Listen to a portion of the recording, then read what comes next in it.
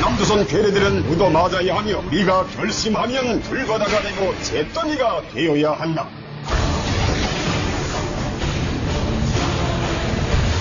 가장 무서운 시나리오는 결국 핵이 터지는 겁니다. 선제 행동만이 답이다. 한번 터지면은 남한에서 반격할 수 없습니다. 한 방이면은 끝납니다. 전면전을 일으키자는 게 아니고 수뇌부가 딱 타격받으면 전쟁이 일어나지 못합니다. 김정은 먼저 도려낸 다음에 핵이 이게 넘어오면 큰일 나니까 핵을 먼저 도려내고 핵이 어디 있는 줄 알고 다 제압을 해. 말도 안 되는 소리 하는 거죠. 전쟁이 날 수도 있구나라는 가능성을 가장 심각하게 느낀 적이 처음이에요.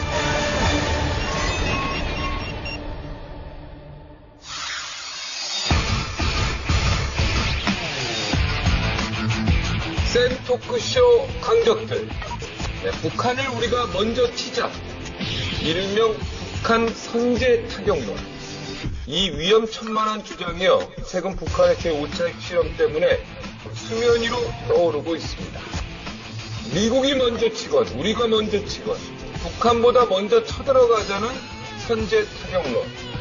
단순히 김정을 겁주기 위한 경고일까요? 아니면 실제 일어날 수 있는 일일까요?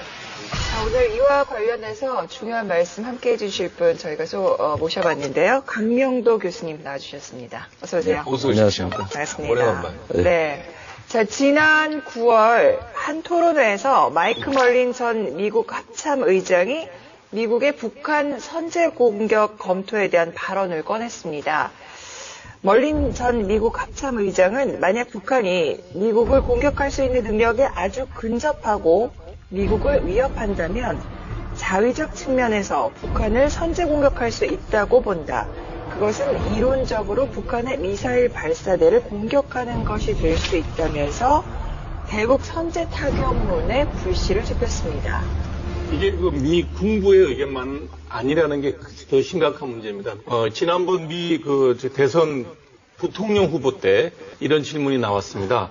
북핵 위협이 고조될 경우에 선제 행동을 취할 수 있겠냐는 사회자의 질문에 대해서 케인 후보가 급박한 위험이 있을 경우 미국을 방어하기 위해서 대통령이 조치를 취해야 한다 하면서 북한에 대한 선제 공격을 언급했습니다. 그러니까 오바마 행정부 내내 전략적 무시라는 정책을 해왔지 않습니까? 북한하고 이게 뭘까 생각을 하니까 지금 와서 가만 보니까 이것도 아주 친밀한 계획 속에 이루어진 과정이었구나 생각이 듭니다. 왜냐하면 북한이 마음껏 군비를 심지어 핵까지 개발할 수 있는 여지를 만들어 두면 미국의 군사 개입에 명분이 생기지 않습니까? 미국이 북한 먹자고 공격하지는 않겠죠.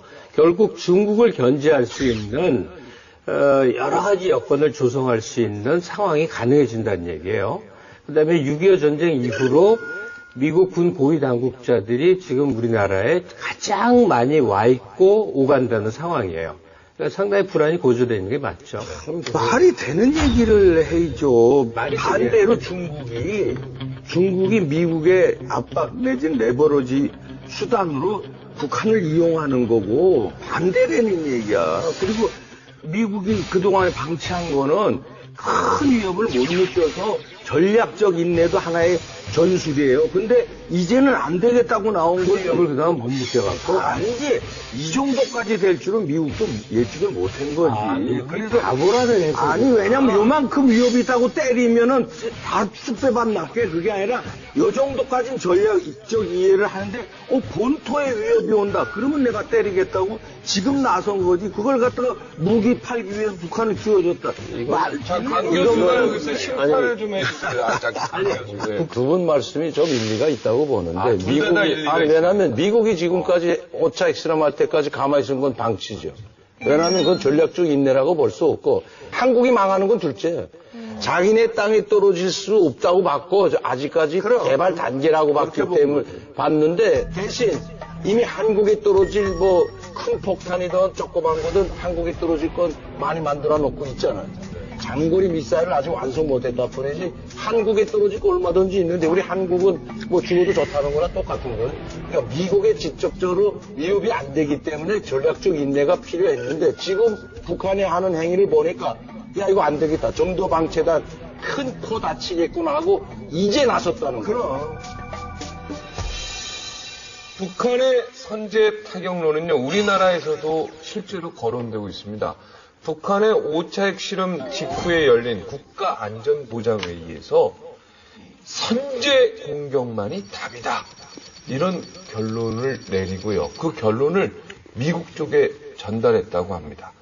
미국에서는 이런 결론을 우리 한국에서 내리니까 야, 좀 생각 좀 해보자.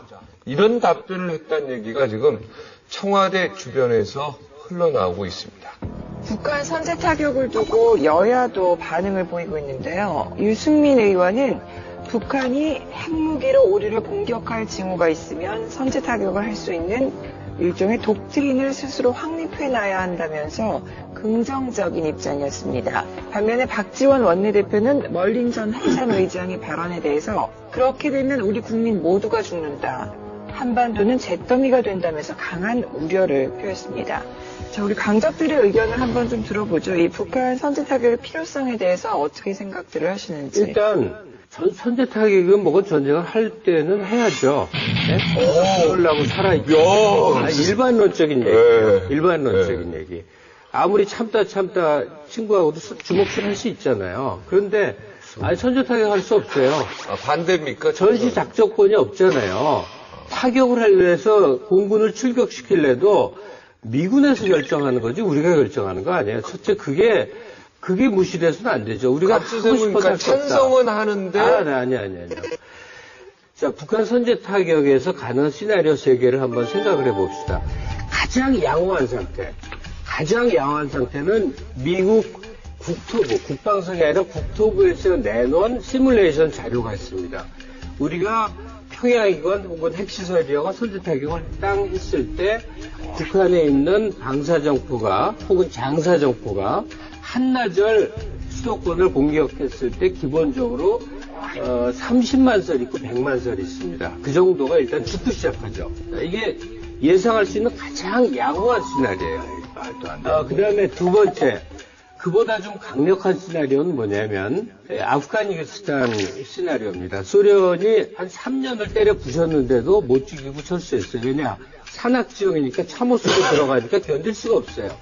북한의 산악 지형은 아프가니스탄하고 비교도 안 되게 험준합니다. 그걸 김일성 때부터 준비해놨어요. 수만 개라는 거예요. 그러니까 상시적인 게릴라전이 언제까지 모를 정도로 한없이 이어지는 거죠. 그러니까 한반도는 전쟁터인 상태로 대단히 오랜 세월 갈 수도 있겠죠. 그러면 한국 경제의 기반은 뭐 완전히 석기 시대로 돌아간다고 봐야 되겠죠. 그리고 가장 무서운 시나리오는 결국 핵이 터지는 겁니다. 그러면 한때 번영한 나라가 존재했었던 어떤 반도 전설의 도시로 전설의 국가가 기억 속에 남겠죠. 지금 말도 안 되는 시나리오를 냈는데 세 가지 내가 그대로 반박할게요. 말도 안 되길 바래요. 아니 잠깐 세 가지 그대로 반박할게요. 우리가 선제 타격을 미국이 했을 때 방사포로 우리가 자동으로 그걸 서지컬 스트라이크로 선제 타격할 때 멍청하게 아무데나 때리는 게 아니라요.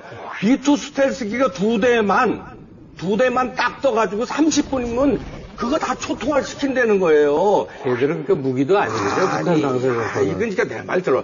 그러고선 서지컬 스트라이크를 한 다음에 때리는 거지. 그냥 아무데나 때리는 게 아니라니까. 방사포 넘어오지 못하게 우선 팍팍팍팍 때리고 그 다음에 핵시설 빵 때리고 그 다음에 나중에 김정은이 쳐서 때리는 거니까 넘어올 수도 없고요. 명명도 그거 웃네요. 그 다음에 첫 번째 이건 나중에 군사 전문가한테 들은 거예요. 내가 그 다음에 핵을 터지면 큰일 난다고 그러는데 그래서 서지컬 스트라이크를 한다는 거예요. 이 핵 때문에 이 핵이 미국 본토를 깔 수 있기 때문에 미리 제거를 한다는 잠깐, 거예요. 여기서 내가 조금 첨부하자면, 스텔스기 2기가 가가지고, 뭐, 방사산포? 뭐, 거기 치고, 그 다음에 철수 치는데요. 우리나라 비행기가요, 더 많아요. 동시 치죠. 북한 땅으로 아니, 제가 좁아요, 좁아. 교수님 아이고, 말씀드릴게요. 해병대 북한 행정원들이 근데 있는데. 제가- 그냥 박살이야. 제가 군대에도 뭐 한 8년간 정치보위부 대학에서 제가 교수를 했기 때문에 이봉규 선생님이 말씀하는 건 뭐냐면 전면전을 가상한 거예요. 그건 전면전이지 선제 타격론이 아닙니다. 그러니까 선제 타격을 뭘 타격하는지 정확히 알고 이런 말씀하는데 비행기가 북한 영공에 들어가면 전면전입니다. 그쵸. 전 전면전을 각오한 전면전은 북한을 완벽하게 저에서 싹 아작내야지 그렇게 할 수가 없는 게 지금 현실이기 때문에 그렇게만 할 수 있으면 들어가 지금 했지 왜 안 했겠습니까? 지금 미국의 선제 타격론은 뭐냐면 핵을 제압하고 김정일 최고사령부를 제압해서 전쟁이 안 일어나게 전쟁을 일으키자는 게 아니고 북한이라는 나라는 왜 그러냐면 우리하고 다른 게 우리가 뭐 박근혜 대통령 죽는다고 군대가 다 없어져요? 아니잖아요. 북한이라는 나라는 당이고 국가고 정부고 국민이고 한 사람을 위해서 존재하는 나라이기 때문에 최고 절대 권력자가 없어지게 되면 복무할 이유가 없어요. 다 항복합니다. 자, 북한에 선제 타격을 해야 한다. 찬성 반대. 찬성이에요, 반대예요? 저는 확실할 때 김정은이를 완전히 최고사령부를 도려낸다고 하면 찬성하죠. 그러나 찬성. 섣불리 했다가는 큰일 나기 때문에 섣불리 디테일하게, 치밀하게 하는 거는 찬성이다. 찬성하죠. 예. 자, 근데 실제 있었던 일을 보자고요. 이라크에 후세인을 죽이기 위해서, 그 다음에 리비아의 가다피를 죽이기 위해서 그 나라가 어떤 과정을 겪었죠? 그냥 잿더미가 됐어요. 잿더미가 됐다고. 가다피나 무슨 후세인을 귀신같이 가서 탁 죽일 줄 몰라서 못했어? 북한이 이라크나 리비아만 군비가 못해요? 더 강한 나라예요. 왜냐하면 수출까지 하고 있잖아요. 그런 상태에서 김정을 가서 살짝 목만 따고 온다는 그 로맨틱한 얘기가 로맨틱이 아니라 일례가 있습니다. 미국은 그런 능력이 있는 게 오사마 빈 라덴 잡을 때 그러니까 몇 년 걸렸어요. 그러니까 오사마 빈 라덴 잡을 때 파키스탄에 숨어 있는데 파키스탄 다 작살냈어요. 그게 아니라 오사마 빈 라덴 집만 바바바박 해서 그러니까. 쫙 제거했어. 선생님이- 김정은 서지컬 스트라이크 할 수 있는 능력이 되는 나라니까. 아니, 갑수님이 지금 생각하시는 거는 정신적 지도자 또는 상징이 될 수 있는 사람을 완전히 죽이는 것 또는 체포하는 것까지를 생각하시는 거잖아요. 그런데 김정은이 주석궁이 없으면 그건 김정은이 아닙니다, 그거는. 명령 개선상에 존재하지 않으면요, 아까 말했던 것처럼 어차피 군대를 통제할 수가 없어요. 그렇기 때문에 초기에 그 지휘체를 무너뜨린다는 의미에서의 그 참수작전인 거지, 특정인을 잡아 죽여야 된다까지는 저는 그렇게 잡으면요, 그건 박 선생님 말씀하신 대로 리스크가 엄청나죠. 실제로 한미 양국군은요, 북한을 선제 공격할 경우를 가정해서 타깃 리스트, 그리고 타격 수단, 순서까지 매뉴얼로 이미 다 정해놨다고 합니다. 가장 유력한 타격 지점은요, 북한의 핵무기 사용 결정을 내리는 북한 지휘부가 될 것이다. 이런 의견이 지배적인데요. 네, 강명도 교수도 이렇게 생각하는 것 같은데요? 그렇죠. 그러니까 김정은이 있는 것을 수뇌부를 타격해서 정말 완벽하게 괴멸시킬 수 있다면 김정은이 있는 것을 때려야 되는데 김정은이가 있을 수 있는 것을 세 가지로 추정해 볼 수가 있습니다. 하나는 최고사령부, 하나는 조선노동당 중앙위원회, 그 다음에 세 번째는 저택입니다. 저택. 자, 이 세 군데에서 어디가 있는가를 알아야 되는데 그럼 집무실에 가 있건 최고사령부에 가 있건 조선노동당 저택에 가 있건 이걸 정확히 알아서 정확히 우리가 그 때리기 전에 이걸 해야 되는 거죠. 김정은이를 먼저 도려낸다고 했잖아요. 그렇죠. 그러면 나는 위험성이 있다고 본다고. 미국이 만약에 선제 타격을 한다면 핵을 먼저 도려내고 그런데 핵을 도려내는 과정에서 뭐 한 방이라도 넘어온다. 그러면 국제사회 여론 등에없고 김정일 지휘부 쑥대밭을 만들지. 김정은 먼저 도려낸 다음에 핵이 이게 넘어오면 큰일 나니까. 아니죠. 오히려 반대죠. 지금 김정은이를 만약에 먼저 도려내지 않고 핵부터 치잖아요. 그러면 방사포가 날라온단 말이에요. 아니. 그거 생각하셔야지. 방사포 같이 아니, 우리가 무슨 군사 전략회의 같아요, 지금. 아니, 정밀폭격 시나리오라는 게 이것도 물론 안보 전문 정보업체이기 때문에 자기들의 추론이겠죠. 그런데 이분들이 해놓은 걸 보면은 공중전력이라는 건 결국 스텔스 폭격기, 스텔스 전폭기죠. 전폭기가 10대 정도, 그리고 랩터, F-22 랩터가 24 정도가 핵심실을 폭격합니다. 그러니까 역시나 반격 수단으로서의 핵을 우선 먼저 제거하는 것을 목표로 하고 있고요. 그리고 해상 전력 같은 경우는 잠수함들을 투입해가지고요. 공해상에서 북한의 공군기지 그리고 미사일 시설을 무력화하는 것, 이것을 목표로 하고 있고요. 그러니까 사실 공중전력하고 해상전력을 동시에 투입해가지고 반격 수단으로서 무력화하겠다는 것이 굉장히 강한 것이죠. 아까 장사정포 이야기 나왔는데 장사정포 같은 경우는 솔직히 말씀드리면요. 우리가 쏘면은 사정거리가 60km니까 서울에 닿는다 뭐 이런 얘기 하지만은 실제로 그 성능을 가진 포는 많지도 않고요. 방사정포가 아니라 장사정포야? 방사정포를 방사포라고 하는 거죠. 방사포가 장사정포에서 나오는 포가 사정거리가 긴 방사포를 쏜다는 건데 일반적인 병장 출신이라면서요. 그거 내 북한 병장인가? 한국 병장이지?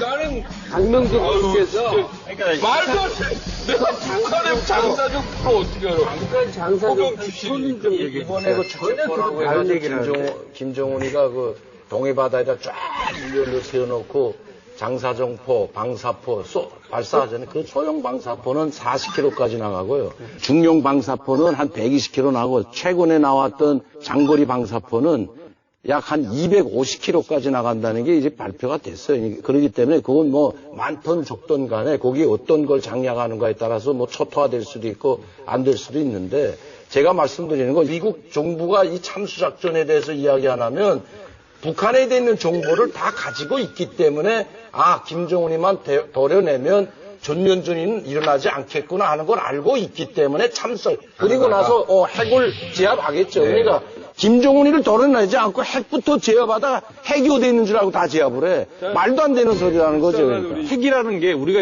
옛날 재래전이라면 뭐 어떻게 군비를 갖고 맞설 수가 있는데 핵이라는 거는 절대 반지잖아요. 적을 가진 사람과 가지지 않은 사람과의 대화라는 거는 무조건 치고 들어가는 겁니다. 그래서 우리가 만일에 북한의 핵을 용인하는 상태에서 남북 평화 상태를 구축하겠다 그러면 돈 줘서 해결할 수 있으면 돈 주고 해결하겠다는 그런 비굴함을 갖고 사는 수밖에 없다는 거예요. 어떠한 야당 구성원이나 이론가들도 북한 핵을 용인하는 발언을 한 적은 단 한 번도 없습니다. 어떤 얘기냐면 김일성 이래 북이 핵을 개발한 현실을 놓고 어떻게 대응할 것이냐 하는 거예요. 그러니까 군사적으로 타격해서 그야말로 억지력을 펼 것이냐는 견해와 외교적 수단과 경제적 진출 과정을 통해서 핵 무력화를 시키자, 핵을 쓸 이유를 없게 만들어주자 하는 그 이론이 다 대립해 있는 거지 북핵을 용인하자와 반대하자로 싸우고 있는 게 전혀 아니라는 걸 좀 말하고 싶어요. 저는 법률가로서 이런 얘기하고 싶어요. 정당방위론을 얘기하고 싶은데 누가 만약에 칼을 들고 나한테 밤에 와요. 분명히 나 찌를 것 같아. 그러면 내 배에 칼 들어가고 내가 반격해야 됩니까? 내가 먼저 공격을 하는 게 법적으로도 판례상으로도 그건 정당방위입니다. 핵은요, 내 심장에 칼이 꽂히는 거예요. 한번 터지면은 남한에서 반격할 수 없어요. 전쟁은 이 심리전도 있는데 예를 들어서 여기 이제 우리 강적 지금 8명이 칼을 다 들고 있어. 칼을 다 들고 있는데 총 가지고 있는 사람이 김갑수 한 명만 빵 하고 쏘잖아? 나머지 칼 들고 있어도 오줌 싸면서 칼 다 내려온다. 이게 심리예요. 그래서 서지컬 스트라이크 하면 그냥 움직이지 않은 거야. 그냥 다. 북한의 상징이 치면 되는 거야. 자, 그러면 선제 공격에 찬성하시는 분들은 어느 정도 피해는 감수해야 된다. 남한의 피해를 감수해야 된다라는 의견이신데 그럼 어느 정도 피해까지 예상할 수 있는 거예요? 그러니까 제가 지금 북한 상황과 우리 한국 상황을 다 종합해 보게 되면 참수작전을 해가지고 성공했을 때는 하나도 피해가 없습니다. 저는 그렇게 봐요. 완샷에 김정은이를 도래했을 성공하면 때 완벽하게 딱 제압을 하면 핵이 100개 있어도 여기 하나도 안 날아옵니다. 왜? 그거 날아오는 순간에 북한에 있는 모든 기득권 다 죽기 때문에 안 날아오죠. 그다음에 절대 충성할 필요가 없어요. 김정은이한테. 그러니까 완벽하게 제압하면 돼. 제압 못했다. 우리 한국 없어진다고 봐야 됩니다. 그게 중요한 거예요. 그러니까 이것만이 아니에요. 이것만 정말 우리 한국 물어봅시다. 없어진다고 봐야지. 완벽 제압 가능성을 퍼센트로 본다면 몇 퍼센트 좀 보세요. 맘만 먹으면 저는 한 99% 봅니다. 99%. 완벽하게 제거할 수가 있어요. 우리가 1%의 뭐가 잘못돼서 세면 우리나라에 다 죽어요. 마찬가지로 서지컬 스트라이크가 가능성이 정말 50%, 80%가 돼도요. 아니 그러니까 그 실책에 따른 얼마나 피해가 있는가 하기 때문에 물어봤는데 김정은의 성격으로 봤을 때 자기를 죽이려고 했다. 이번에 살아났어. 그럼 또 죽이러 온다는 거 알고 있기 때문에 이판사판이 되는 거죠. 김정은이 오줌 싸요. 그러니까 그렇기 때문에 완벽하게 제거해야 되는데 그 제거 확률은 99%에. 네, 그러니까 이제 우리가 이럴 때 수학을 하는 거예요. 수학이 뭐냐면 기대값이라는 게 있어요. 99% 성공하고 1%는 실패할 확률이 있는 거예요. 그죠? 근데 실패했을 때 우리나라 사람 거의 다 죽는다고 봐야 된다고 얘기를 했어요. 핵무기 다 쏘니까. 그럼 우리 국민이 5천만이에요. 그럼 1%면 기대값을 50만이 죽게 되는 거예요. 99% 성공하고 1% 실패할 수 있다 그러면 우리 국민의 50만 정도는 죽음을 각오해야 되는데 99라는 숫자에 무슨 근거가 있으면 과학적인 기대감이라는 거는 어떤 검증의 수치들 갖고 했을 때 하는 것이지 그렇지. 북한 타격 실패했다고 해서 우리가 다 죽는다는 전제 자체가 굉장히 이상한 전제예요. 그것도. 그러니까 말도 안 되는. 그러니까 아니, 이 얘기를 그대로 인정을 하니까. 근데 저는 이걸 굉장히 짚어봐야 된다고 생각하는 게 이게 미국의 선제 공격을 찬성하느냐 반대하느냐는 우리 남한 국민들의 입장에서는 우리한테 공격이 가해질 것이냐 아니냐 이게 굉장히 중요한 기준이 된단 말이에요. 그러니까 90% 성공할 확률이 왜 있냐 하는 것은 이자처럼 김정은이가 전지 상태에만 땅굴로 다니지 평상시에는 땅굴로 다니는 게 아니죠. 지금 참수작전 이후에 비행기 타는 모습 보이진 않아요, 지금. 네. 항상 비행기 타고 자랑했잖아요. 제가 비행기 몰고 뭐 평양시내 돌고 하는데 비행기 타고 갔다는 소리가 전혀 없어요, 지금. 김정은의 동선만 알게 되면 얼마든지 99% 죽여볼 수가 있다는 거죠. 그럼 그 동선을 어떻게 하냐?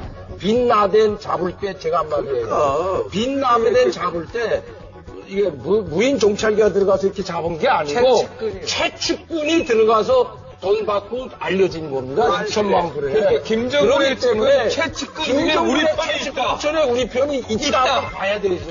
그만 지겨요. 여기 다 침이야, 침. 알았어. 하여튼 미안하고. 토시를 하고 신문제 가죠. 미안하고 토시하고 알았어, 미안해. 근데 정말 중요한 발표를 하겠는데 지금 선제 타격 이런 게 아니고 아까 지금 결정적인 얘기를 했어요.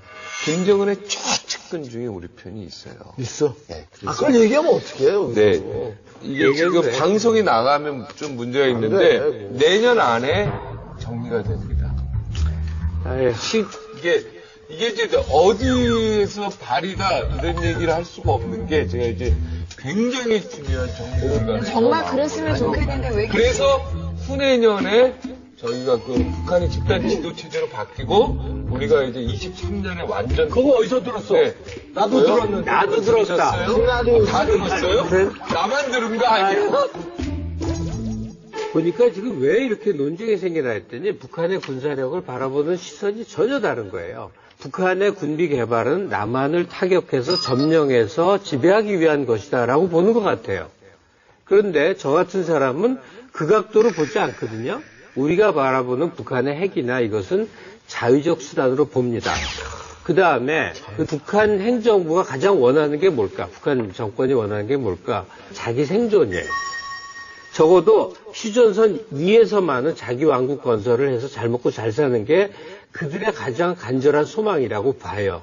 그러면 해법이 있다고 보거든요. 걔네들이 무기를 증강하지 않고 핵을 무력화시키는데 동의하면서 남북한의 전쟁 상태를 현저하게 완화시킬 길이 있다고 봐요. 그게 다 맞는 말이에요, 지금. 북한이 먼저 공격할 생각은 없어요, 절대. 왜? 자기네가 말하잖아요. 0.01mm라도 침범하면 우린 공격하겠다. 이런 이야기를 계속 하고 있잖아요. 그리고 왜 북한이 우리가 정말 수억 달러를 정보 능력을 총동원해도 알 수 없는 비밀을 다 공개합니다, 지금. 탄탄도 소용 안 됐다니까 열받아가지고 공개해버립니다. 다 있어.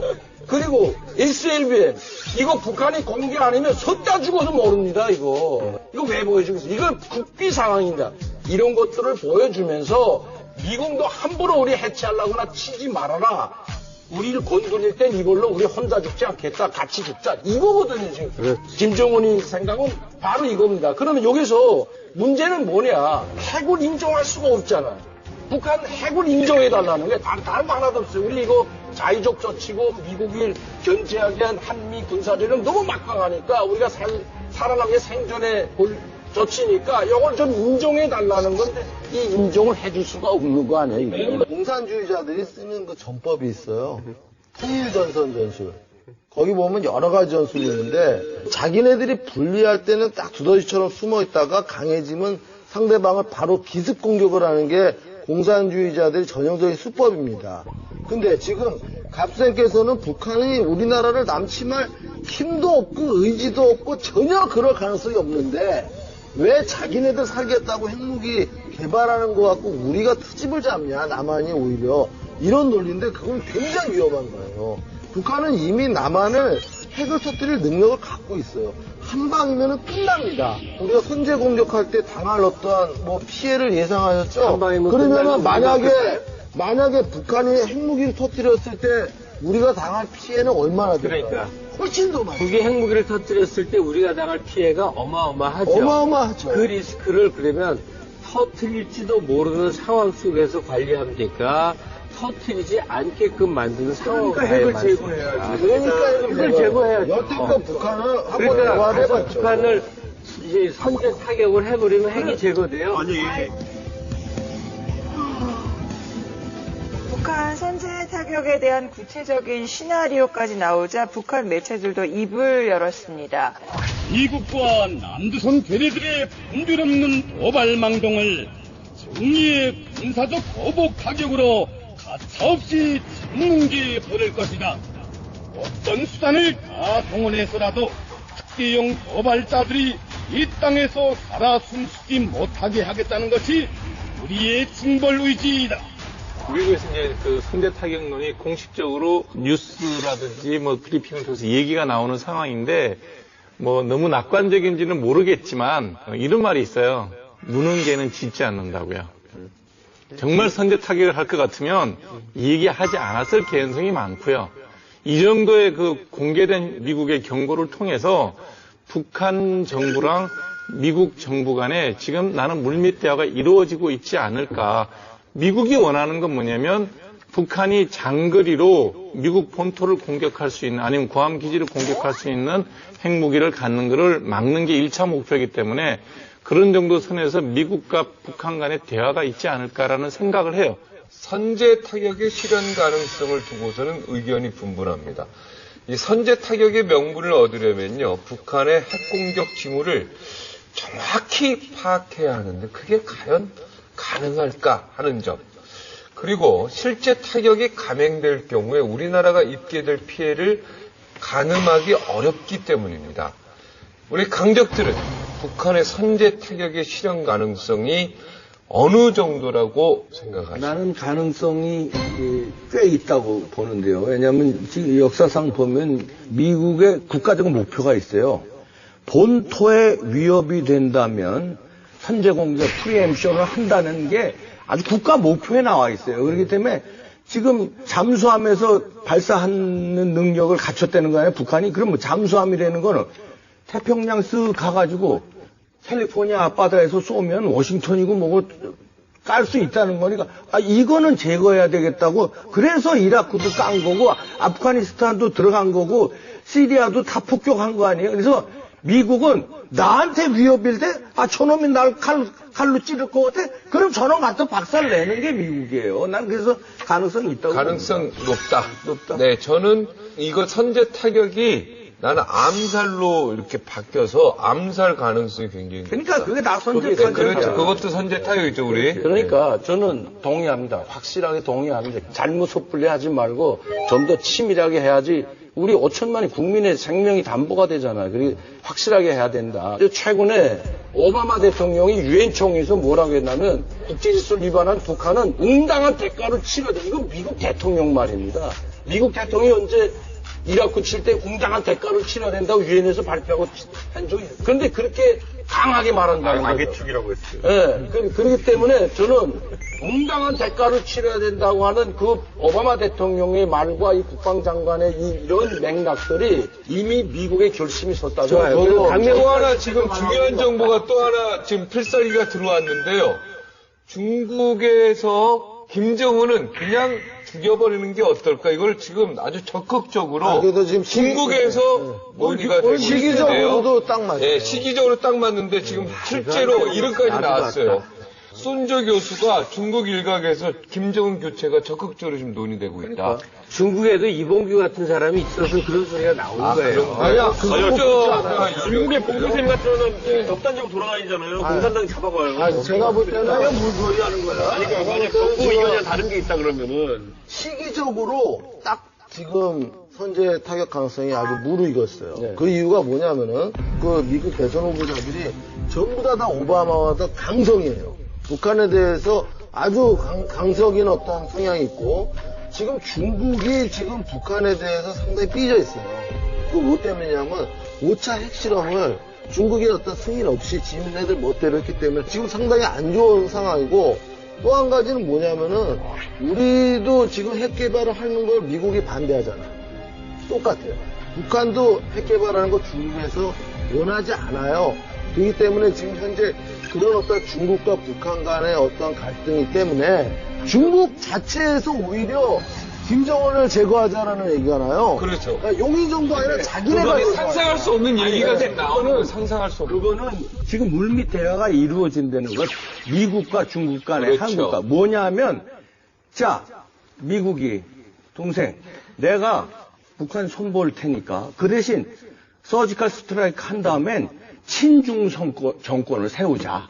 니네가 원하는 지도자를 세워서 한반도 통일을 안 시킬게. 네. 북한은 그냥 니네 여전히 오방국으로 냅둘게. 네 친중 정권 아니야, 세워. 또 하나 근데 있다. 김정은은 제거하자. 잠깐만. 그 대신 김정은 얘는 안 되니까 얘 제거하고 핵만 없애면 우리 목표 달성. 그 다음은 니네가 알아서 해.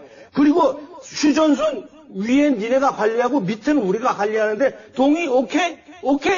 콜.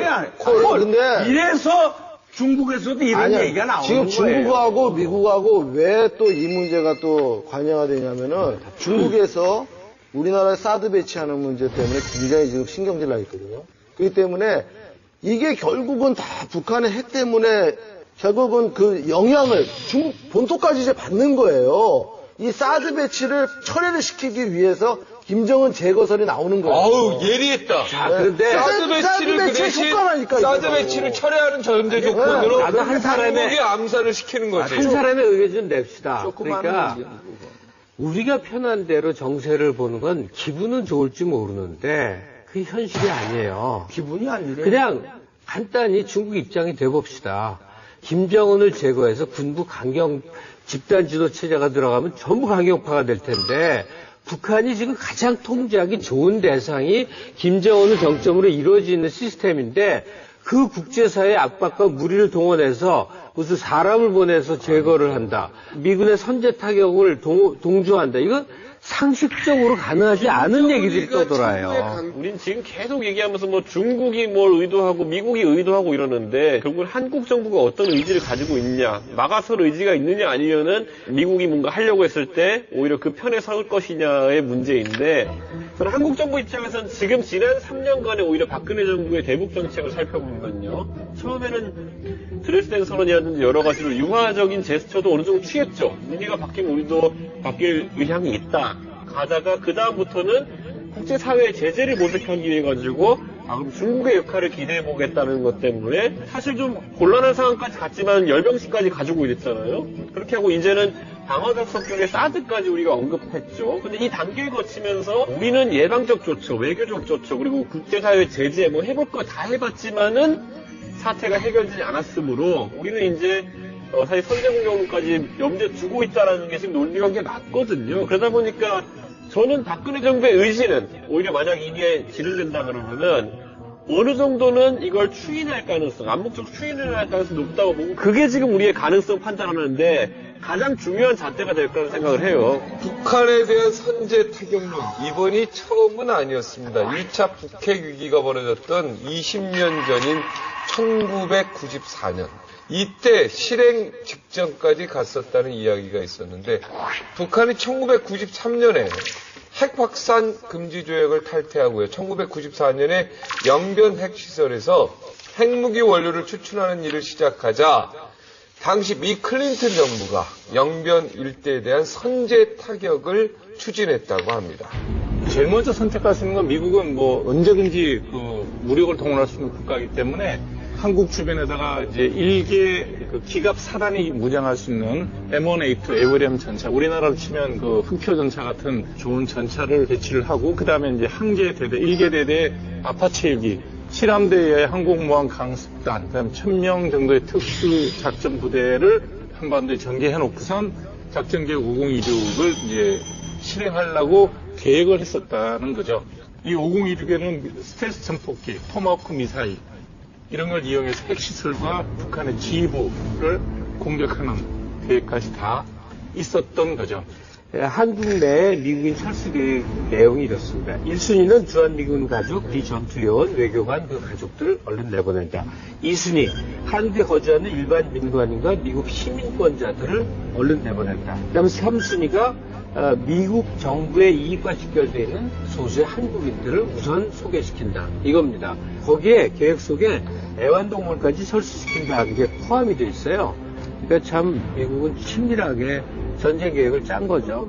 사실 6월 16일 날 정오에 이제 명령만 이제 있으면은 바로 이제 가서 영변 핵시설 폭격하는 그런 상황이었는데, 지미 카터 대통령이 그때 김일성이 하는 말을 전달했는데, 모든 폐연여봉 재처리 활동을 중단하면 미국이 제재와 또 지금 증강된 미국 병력을 물리고 협상에 나설 수 있느냐라는 취지로 속된 말로 이제 쫄아서 이제 뭔가를 제안하게 되는 상황이 발생해서 올스탑 시킨 거죠. 제가 그때 상황은 너무 잘 알아요. 제가 94년도 5월 18일 날 한국에 왔기 때문에 94년도는 이미 대합적으로 모두가 바뀐 거고요. 왜?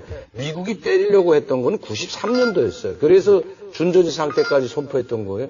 북한이 준전시 상태 선포는 그 전쟁을 의미했던 거기 때문에 그때 당시 때리면 북한은 방어할 수 있는 능력이 하나도 없었습니다. 그때는.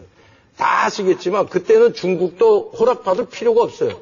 중국이 지금처럼 G2가 아니었습니다. 그때는 자기네도 먹고 살기 힘들 때였기 때문에 북한을 돌려볼 여력이 없었고, 오죽했으면 김정일이 자기 가족들을 다 스위스에 보냈겠냐고요. 진짜 때리는 줄 알았죠. 저도 때리는 줄 알았는데 안 때리더라고요. 근데 93년, 94년 기억나세요? 네. 그때, 기억납니다. 그때 정말 그 우리 분위기가 전쟁 날 것 같은 분위기였어요. 서울 불바다. 네, 서울 그건 그 뒷얘기고. 네. 김영삼 대통령하고 회담하게 돼 있었잖아요. 7월 10일, 아니 7월 8일 갑자기 죽었거든.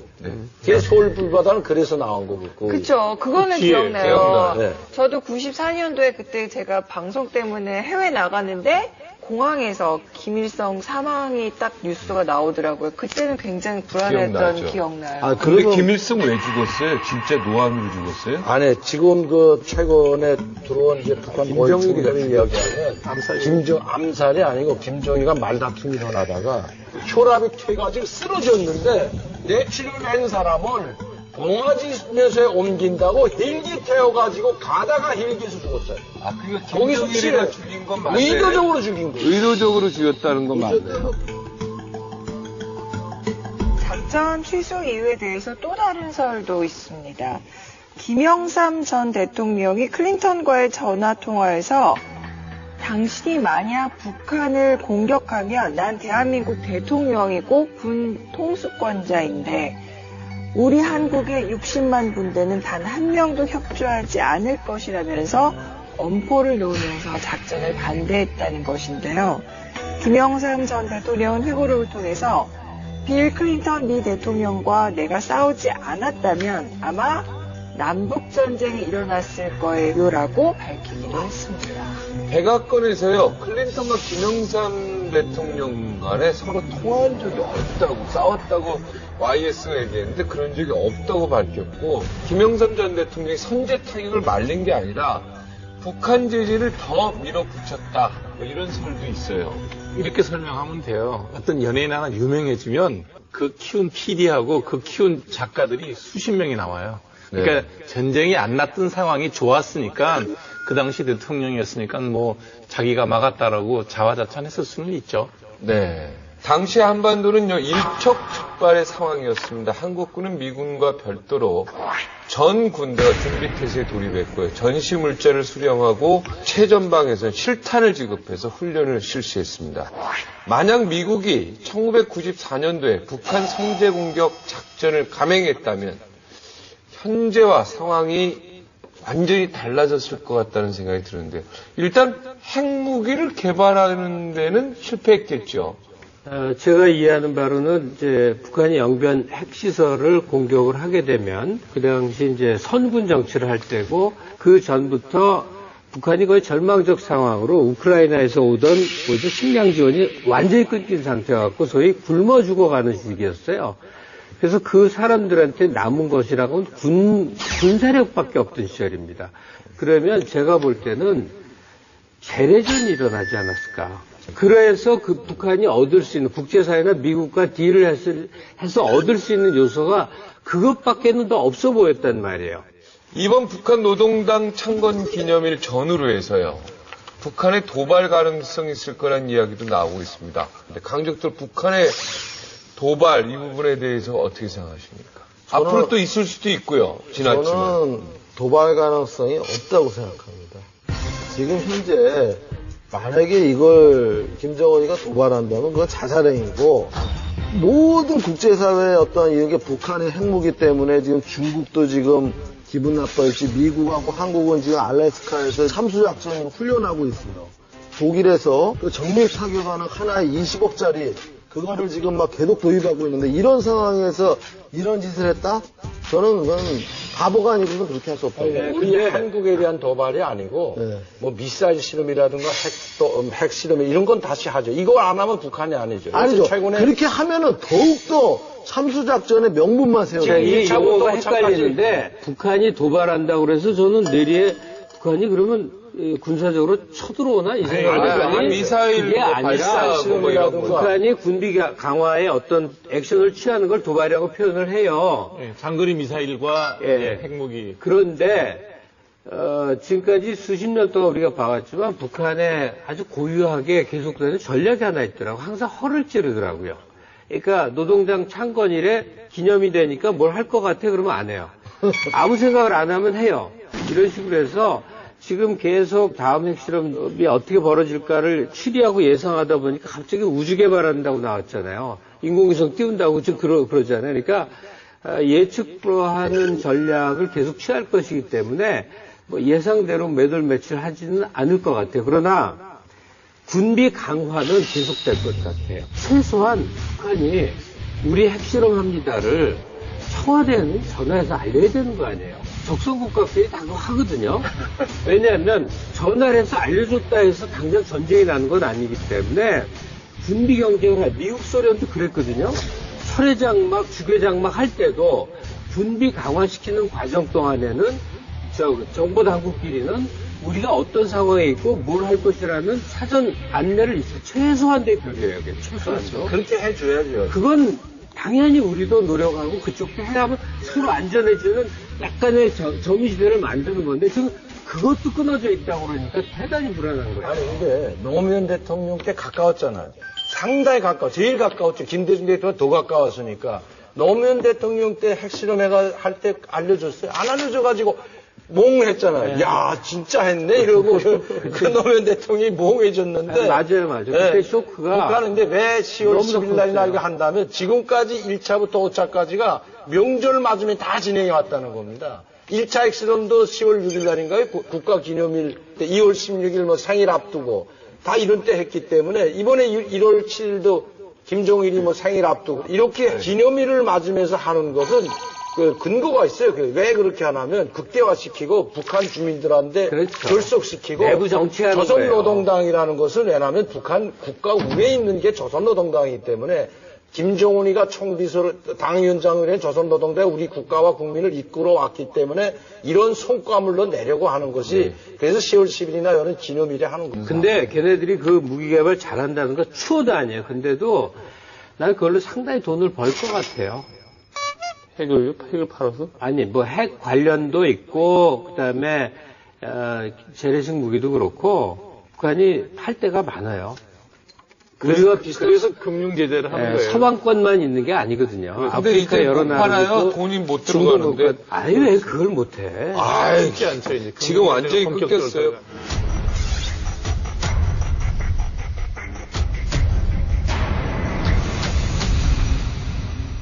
기술 수출 호재를 누렸던 한미약품이 늑장 공시 논란에 휩싸였습니다. 올리타경의 부작용으로 인한 문제가 지금 제기되고 있습니다.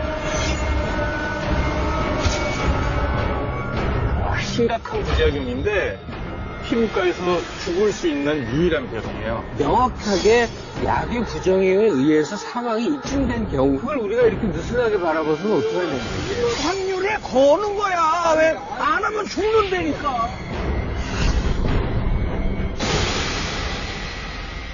제약업계 대박 신화로 불리던 한미약품이 최대 위기에 빠졌습니다. 수조 원대 기술 수출 성공으로요. 10만 원도 안 되던 주가가 1년 만에 900% 엄청나게 이렇게 폭등하면서 황제주 대열에 올랐었는데요. 이번에는 악재 늑장 공시 파문으로 개미 투자자들에게 수백억 원에 달하는 피해를 주면서 한순간에 부도덕한 기업으로 전락했습니다. 자, 오늘 이 한미약품 사태와 관련해서 도움 말씀 주실 분 모셨는데요. 의학 전문 기자 출신 박태균 식품의학 칼럼니스트 함께합니다. 어서 오세요. 네. 반갑습니다. 안녕하세요. 반갑습니다. 네.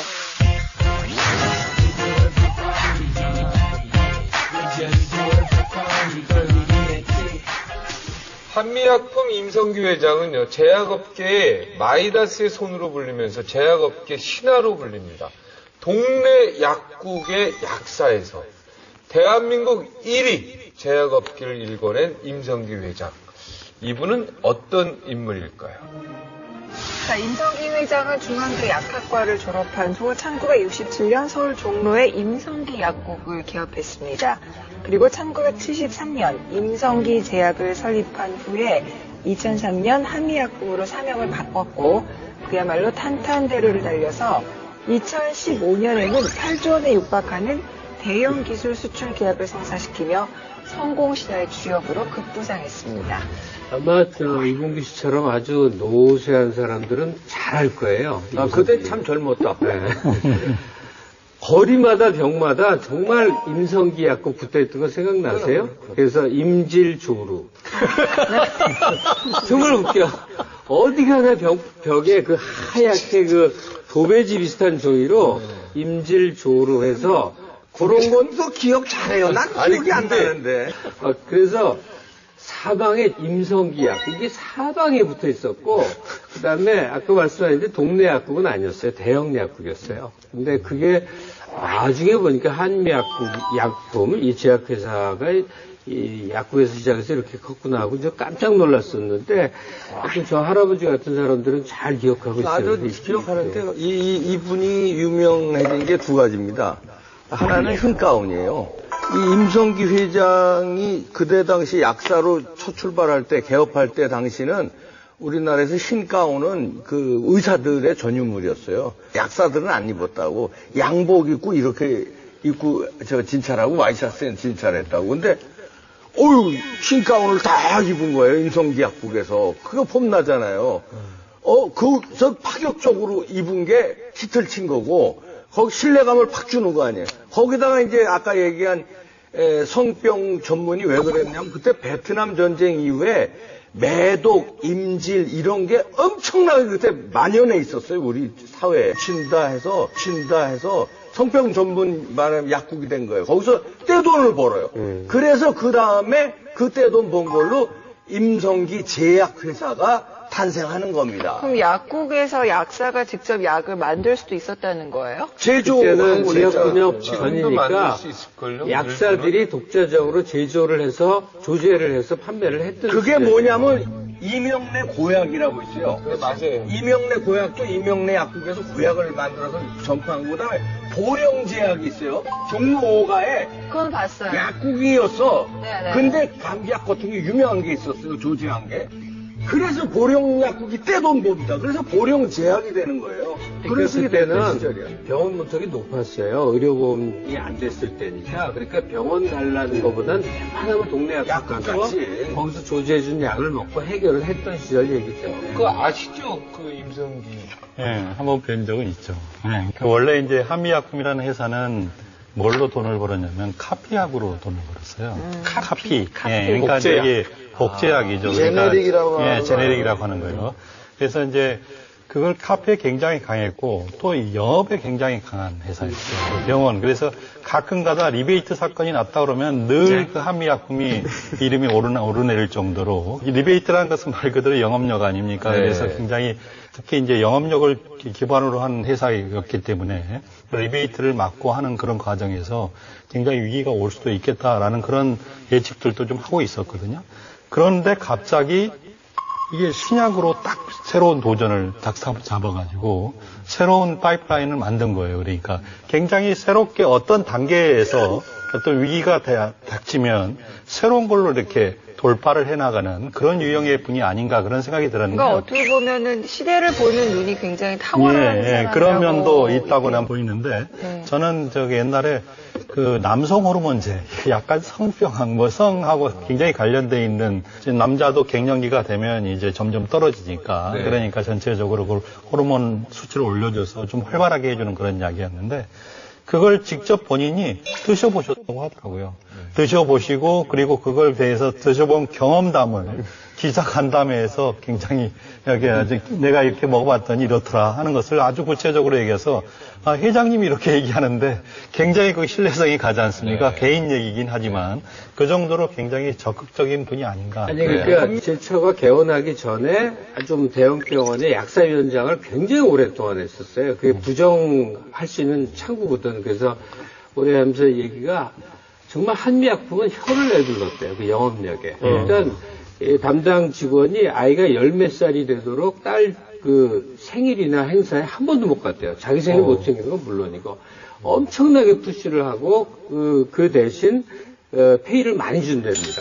영업 직원들. 그리고 일주일에 한 번씩 무슨 대회인가를 내부에서 하면서 말도 못하게 복대기고 말도 못하게 이제 생명적으로 크게 나가고 그다음에 지금 말씀하신 대로 카피약을 그 디모사하고 두 군데가 정말 무지하게 쏟아냈다는 거예요. 그래서 그렇게 해서 급성장을 한 회사인 거죠. 한미약품이 국내 제약업계에서 그 역사는 사실 길지 않지만은 엄청나게 이제 그 확장을 잘했던 것이고 현 제약업체 관계자의 말을 따르면은 기존 제약사들이 이미 자리 잡고 있는 구도 속에서 이렇게 판로를 개척했다는 거 이것만으로도 엄청난 영업력을 가지고 있었다는 걸 알 수 있고요. 우리가 생각했던 것보다 의약품의 생산 원가 자체가 그렇게 높지 않기 때문에 싸요. 리베이트 단가라는 게 우리가 생각하는 것과 차원이 다르다라는 이런 영업망을 어떻게 뚫었냐면 정말 덤핑을 많이 했대요. 그러니까 100원 이하로는 죽어도 안 될 것 같은 약을 정말 70원에 여기는 줬다는 거예요. 70원, 80원에. 그러니까 당연히 기존 공간이 많이 틀리죠. 카피약, 복제약이라고 해서 효능이 떨어지는 건 아니에요. 똑같죠. 왜냐하면 이제 약초 동등성 실험을 다 해서 하는데 실제로 환자한테 투여하거나 내가 먹어보면 다른 느낌은 있어요. 그러니까 똑같은 재료를 갖고 배합을 하더라도 왜 김치 맛이 다르잖아요. 네, 그런 정도의 차이는 있는 거고 그 다음에 리베이트 거래를 통해서 약을 쓰게 되면 찝찝한 느낌이 있어요. 근데 리베이트란 게 반드시 금품으로 주는 게 아니고요. 약을 좀 더 많이 준다든가 조금 싸게 준다든가 이것도 하나의 할인 또는 할증 같은 게 그것도 리베이트 한 방식이거든요. 요즘은 제약회사에서 리베이트를 예전처럼 많이 못 줘요. 왜 그러냐면 이제 옛날에 한미가 초창기 때는 리베이트를 워낙 날려갖고 주위의 제약회사들이 한미 때문에 뭐 장사 못 해먹겠다 이렇게까지 얘기가 나왔거든요. 근데 아이러니한 게 또 2010년도 11월 달에 한미약품이 주대가 돼갖고 쌍벌제를 도입한 거예요. 그래갖고 앞장서갖고 이거 법안 통과시켜갖고 지금은 이제 의사까지 처벌받잖아요. 그 개업의사들이 그때 한미에 대해서 뭐 불매운동하고 막 난리가 났죠. 아니 그거야 자기가 이제 판로를 개척해놨으니까 이제 제값받자 이러면서 그렇죠. 나선 그럴 거 수도 아니겠어요? 있죠. 네, 근데 원래 신약이 개발될 확률은요, 첫 실험부터 시작해서 마지막 우리 손에 들어올라 그러면 15,000개 정도의 샘플링을 갖고 해서 내 손에 들어와요. 그러니까 엄청나게 낮은 일인데 자기가 그렇게 번 돈을 여기에 투자했다는 거는 저는 굉장하게 업계에서는 우리가 뇌물을 주면 나쁜 거라고 우리 생각하잖아요. 그러니까 리베이트는 성격이 모호한 면이 있다 하더라도 리베이트는 궁극적으로 없어져야 되는 거라고요. 좋지 않은 일이죠. 이 리베이트 쌍벌제 통과 이후에 그걸 통과시켜 놓고도 또 리베이트를 합니다. 리베이트를 주는 거죠. 그렇게 해갖고 특정 품목은 뭐 판매 업무 정지 처분도 받고 뭐 등등인데 이게 왜 그러냐면 한미약품은 무지하게 공격적인 영업을 했던 거예요.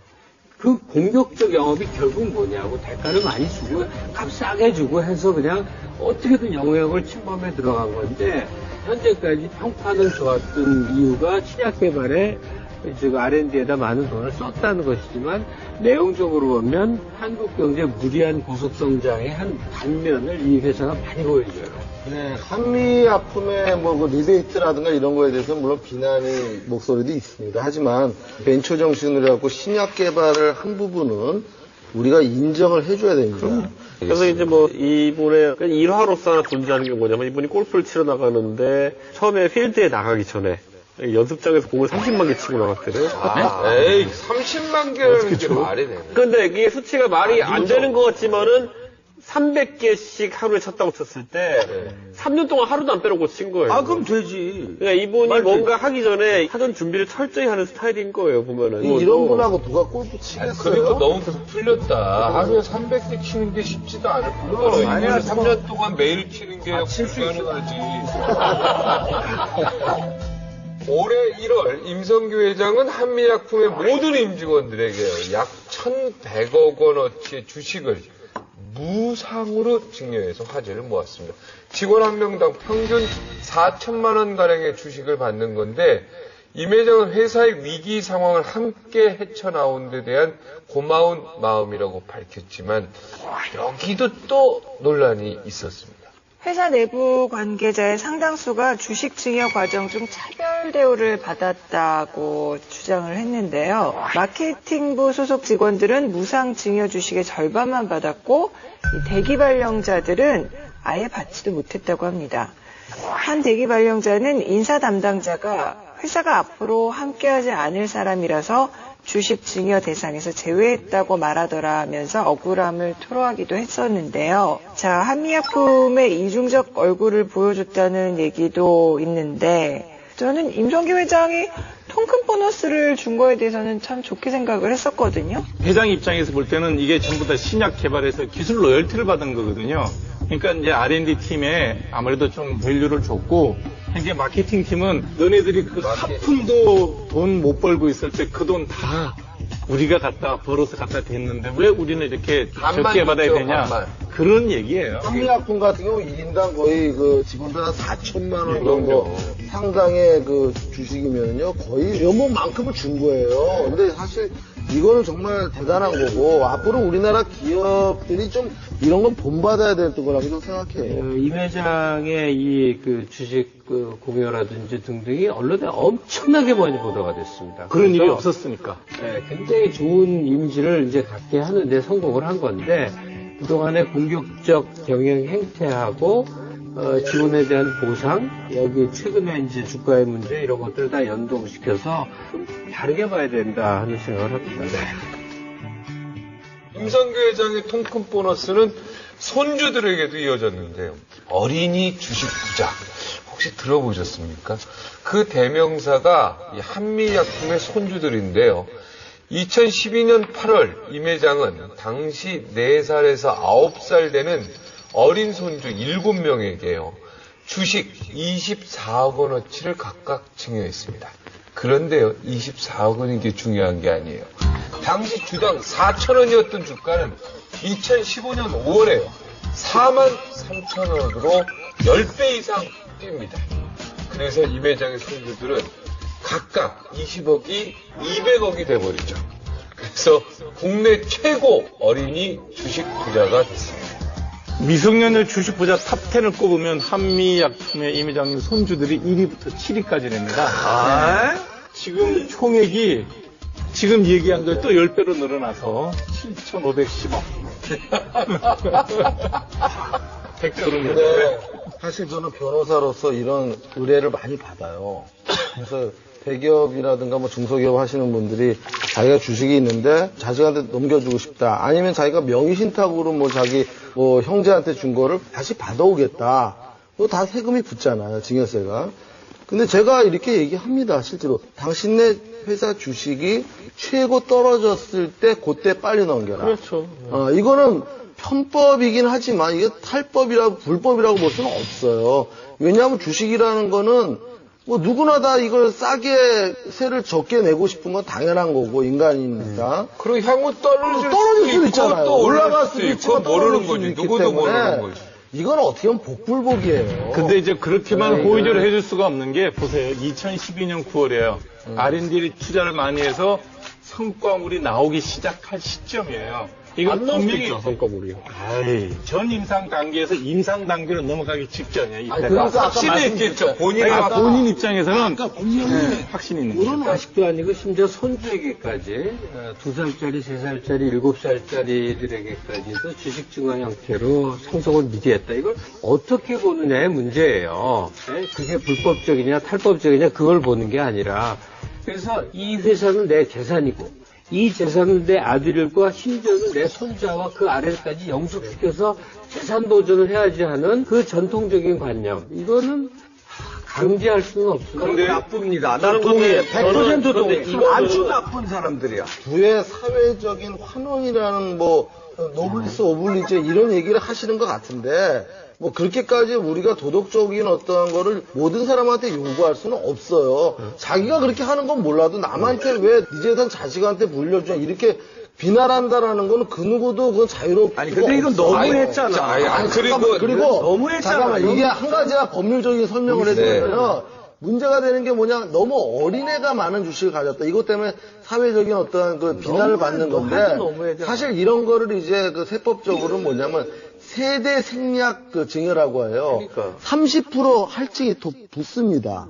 그러니까 그것까지 해갖고 지금 이렇게 준 거예요. 임성기 회장이 이건희 회장도 아니고, 어떻게 우리나라 어린이 1위서부터 7위까지의 재산이 1등서부터 7등을 싹 수리할 수 있는 아니요. 삼성도 어린이 1, 2 했다가 이제 어린이가 아닌 거예요, 이제.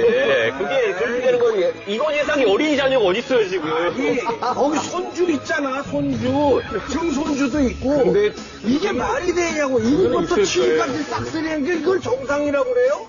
약간 좀 비약적인 얘기인지 모르겠지만 일반적으로 국내 제약회사 형태들이 굉장히 가족 중심적이에요. 맞아요.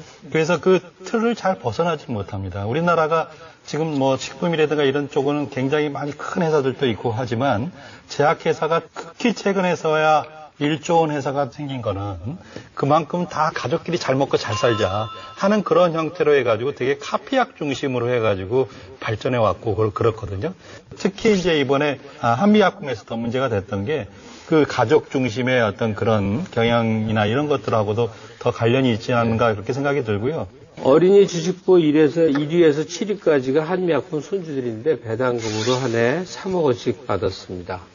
3억 원이면요. 큰 기업에 아마 경영사장 연봉쯤 될 거예요. 그걸 받습니다. 이 부가 그 사람은 저 슈퍼맨이어서 1000억이 되고 100억이 되고 뭐 이런 거 아니지 않습니까? 거의 연관된 수많은 그 사회와 국가의 협조와 시스템 속에서 물린 거니까 이거 완전히 내 돈이야 이렇게 생각할 수 없는 건데 지금 우리는 너무 떳떳한 것 같아요. 손주한테 이렇게 물려주고도 아무 취도 없이 저는 그 역할을 담당하는 게 세금이에요. 그 세분배 역할을 담당하고 있는 게 세금이고 그 세금을 낸 사람한테 너는 그럼 또 도덕적으로 좀 더 내야 되지 않나라고 하는 것 자체가 조세 및 우리가 만든 시스템 자체를 다 무너뜨리는 거예요. 이 한미 같은 경우에도 2012년 8월 요 바로 6개월 뒤에 큰 신약이 나옵니다. 주가가 10배, 100배 오르려는 거는 경영하고 있는 사람이 너무나 잘 아는 내부자 그래요. 예를 들어서 주가가 10배, 100배 오르고 난 다음에 상속세 다 내고 정리세 다 내고 넘겨줬다 그러면 이 얘기가 다른 얘기예요. 근데 이미 알고 있는 거예요. 그러니까 이거는 무슨 얘기냐면 부도덕한 건 맞는데 처벌할 방법이 없다는 게 우리나라 현재 법의 문제인 거죠. 자, 이번 한미약품 사태와 관련한 최대 쟁점은요, 바로 늑장 공시였습니다. 한번 살펴볼까요?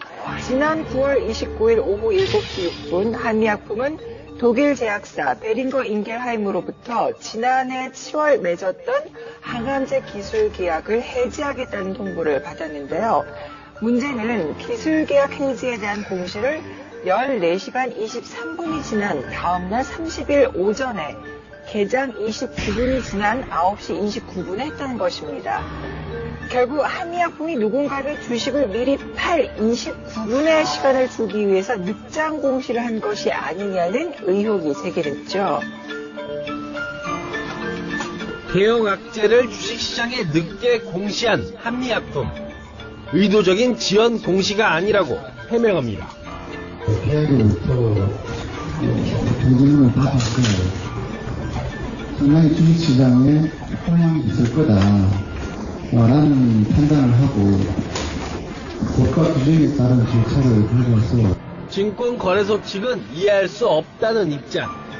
29일에도 공시 시스템에 공시를 충분히 가능했고 공시 시스템을 7시부터 열기 때문에 시간상으로 충분히 했음에도 불구하고 뭐 법률적으로 24시간 안에 이제 공개하면 되는 거니까 법 위반은 아니에요. 근데 이게 정말 악성인 게 뭐냐면 그 전날 1조에 가까운 신약 로슈의 판매가 됐다. 로슈는 이제 세계 제약회사 3위거든요. 그 회사에다가 우리가 기술을 팔았다. 계약금으로 800 몇십억을 받았고 앞으로 런닝 개런티를 받을 돈이 8천 몇백억이 된다라고 호재 공시를 미리 했어요. 그럼 사람들이 전날 밤에 자고 있으면서 뭔 생각하겠어요? 아침에 문 열자마자 좀 사야 되겠다라고 생각을 할 거 아니에요. 그렇죠. 네. 그거를 해놓고 1조를 받기로 했는데 계약금 800억 받은 게 끝이다. 더 이상은 계약은 진행하지 않는다. 그러니까 9천억 가까운 돈을 수익이 없어지게 됐다라는 악재를 양심적인 기업이면 문 열기 전에 공시를 같이 했어야죠. 그렇죠. 시장 문이 열고 거의 30분쯤 지나서 개미들이 정말 벌떼같이 몰려들고 난 다음에 우리가 이제 전에 했던 베링거 인겔하임의 계약은 해지된 거다라고 발표를 했으니 이거를 알게 되면 누가 그걸 선의로 해석해 줄 수가 있겠어요. 개미들만 수백억, 수천억 가까운 그냥 돈이 회사의 날아가는 그냥 거죠. 전략이고 작전이었다 이렇게 볼 수는 있겠네요. 그래서 이게 지금 실제 보면은 아까 말씀드린 수치대로 5% 올랐을 때 산 사람이 만약에 18% 잃었을 때 살았다 그러면은 하루에 한 25% 손해 본 겁니다. 예, 예를 들어 1억 넣었으면 2,500만 원 날린 거거든요. 이날 그 매수세와 매도세의 주체가 누군지를 또 살펴보면요. 개인 투자자가 2,100억 원어치 샀고 외국인과 기관 같은 경우에는 각각 74억 원과 2천억 원 정도를 팔았거든요. 항상 문제가 되는 게 뭐냐면 정보가 모든 사람에게 공평하게 제공돼야지 그게 완전한 시장이거든요. 근데 만약에 어떤 이유였든지 어떤 경로로든지 간에 개인 투자자들 같은 경우에는 우리 소위 개미라고 하는 분들이 정보를 늦게 습득해 손해본 것이라 그러면은 이건 시장이 공정하지 않은 겁니다. 그렇기 때문에 이게 우리 주식시장 자체의 공정성에 대한 이의제기가 될 수 있기 때문에 거래소도 정치권도 그리고 굉장히 이거에 대해서 민감하게 반응하고 있는 거예요. 이제 도덕적으로 이제 뭐 우리가 비난하고 그러죠. 근데 이제 한미약품에서는 도덕 비난 감수하고 법적인 처벌도 나중에 있은 거 감수하고도 몇천억이 왔다 갔다 하니까 작전을 쓴 거예요. 근데 요 30분이라는 게요. 이게 시간차 공격이 굉장히 이게 커요. 크고 커요. 그다음에 법적으로도 빠져나가기가 아주 괜찮은 30분이기 때문에 이런 걸 다 회사의 법률 자문 고문하고 다 상의해서 30분이라는 시간차 공격을 했을 것이다. 아니 근데 도덕적 비난을 감수하고라도라고 얘기했잖아요. 회사 입장에서 그렇게 교묘하게 했을 수 있다. 네, 그런데 이건 좀 명확했으면 좋겠어요. 제가 이런저런 사유로 미국 비판할 때가 많지만 이럴 땐 정말 미국이 옳다고 생각되는 지점이 우리나라에서 살인, 강도, 뭐 이런 저질 흉악범, 인성을 파괴하면 엄청나게 비난하고 또 형량도 높은데 경제사범에 대해서는 의외로 관대합니다. 그러니까 돈 벌려면 좀 사기칠 수도 있지 이런 논리가 있는 것 같아요. 그런데 미국의 주가 조작은요. 그게 확실하게 되면 무기징역을 때려요. 무지막지한 범죄로 처벌을 합니다. 왜냐하면 그러니까 피해자가 많이 나기 때문에. 엄두를 못 내는 거죠. 그러니까 아무리 봐도 이것이 주가 조작이라 한다면 이건 살인 강도 수준이 아니라 어마어마한 사람에게 피해를 자본주의의 그래서 제가 한번 굉장한 여쭤볼게요. 특징이죠. 자본주의 특징. 근데 정말 악의적인 주가 조작을 해서 수천억을 이렇게 개미들한테 덤태기를 씌웠어요. 이런 사람을 사형시키자고 저는 생각을 하는데 동의하세요? 아니요. 사형은 아니고 자, 모든 재산을 싸그리 박탈하고 영구히 사회적으로 활동할 수 없을 정도 수준의 엄벌을 해야 된다는 생각입니다. 아니요, 근데 문제는 그 공매도 29분 동안에 공매도가 평소보다 한 10배 정도 확 늘어났다는 거 아닙니까? 공매도란 것은 말 그대로 이제 주가가 떨어지면 오히려 이익을 볼 수 있는 거니까. 누군가가 이게 이미 정보가 많이 세가지고 공매도가 평소에 한 10배 정도 늘어났다고 하는 것은 분명히 의심할 수 있는 여지가 있는 거죠. 그렇죠. 강민구 변호사, 한미약품이 개장 29분 후에 공시한 거. 도덕적으로는 문제 있다고 분명히 알고 있는데요. 법적으로도 문제가 있습니다. 이거에 대한 어떤 법률적인 해석이 상당히 좀 어렵습니다. 공시제도에는 두 가지가 있습니다. 첫 번째는 당일 공시, 아니면은 이길 공시. 근데 지금 현재는 이 금융당국에서는 이길 공시 사항이기 때문에 법적인 문제는 없다. 이렇게 지금 결론을 내리고 이 사안을 접근하고 있어요. 근데 저는 여기에 대해서 조금 의문이 있다라는 거죠. 왜 그러냐면은 한국거래소의 공시 규정을 제가 다 읽어봤어요.